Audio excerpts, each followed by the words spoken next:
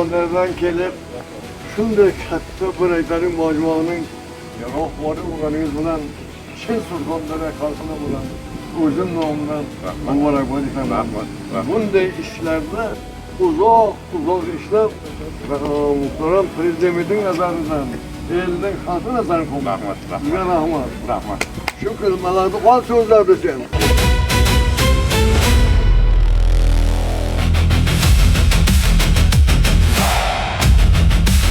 Ben 40 yıl maktabı direktörü bir şey kalmam katılacağım. 40 yıl.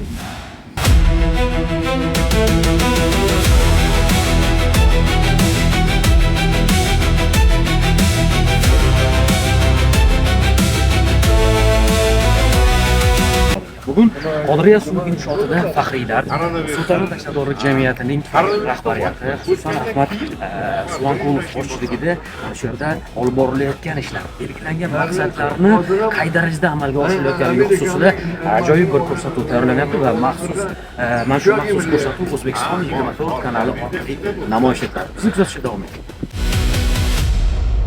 Suvni filtrlab boyagi ko'rgan katta kanalingizdan oladida ketma-ketlikda 4 bosqichda tozalab beradi-da. Demak, Toshkent viloyati uchun xizmat qiladi. Toshkent viloyati uchun xizmat qiladi.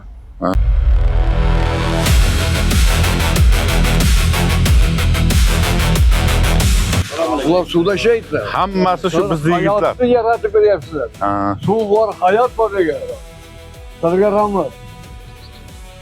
Bu texnikalar ham hammasi texnika yo'q edi. Buni hammasi shu 10 yillikda to'liq mana shunday texnikalar bilan ta'minlandi-da. Bu texnikalar tishiga kirmasdi bizda suvchilarimizni. Mana kichkina manipulyatorlar, hozir ko'rgan avariyni buni hammasi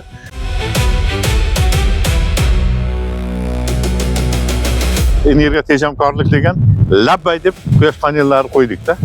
Bu yerga ham. quyosh panellari. Quyosh panellari.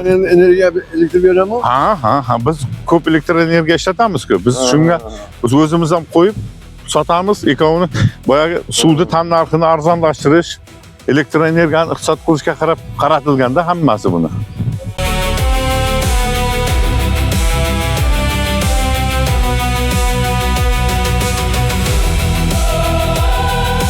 Mingdan 100 ming kub suvni birinchi o'ziga qabul qilib olib, bemalol birinchi navbatda tindirgichlar bu. Hali bundan keyin asosiy filtrlaydigan boyagi suvni ichimlik suv darajasigacha yetkazadigan nimamiz narigi binoda joylashgan.